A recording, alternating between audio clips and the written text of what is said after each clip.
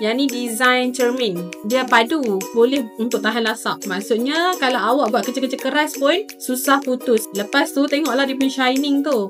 916, semua 916. Kita akan bagi sekali dengan warranty 1 bulan dan juga insurance cover. So andai kata apa-apa jadi, korang boleh je return. Kalau kata putus ke kemek ke apa ke kan, boleh je return, tak ada masalah. Dia kalau kena cahaya lampu, dia memang berkilat sangat-sangat akak. Tengok, yang ni baru lampu tau. Kalau kena bawah matahari tak tahulah nak cakap. Tengoklah kepingan-kepingan dia. Uish, memang mak love kan. So yang ni ialah signature design dekat kita. Kalau awak tengok dekat kita punya review, mostly semua customer akan ambil cermin. That's why lah kita dekat rantai tangan ada cermin, rantai leher ada cermin, rantai kaki pun ada cermin. Dalam 600 boleh dapat dah ni. Yang ni size S, yang ni size L. Yang saya pegang ni L.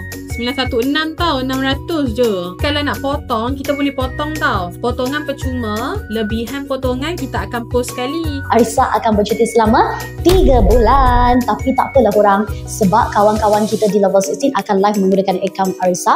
So untuk korang yang nampak bukan live saya, bukan muka saya, itu kawan-kawan kita lah. So korang boleh support kawan-kawan kita yang lain yang akan live di akaun Arisa Level 16. So korang, jumpa tahun depan. Bye-bye.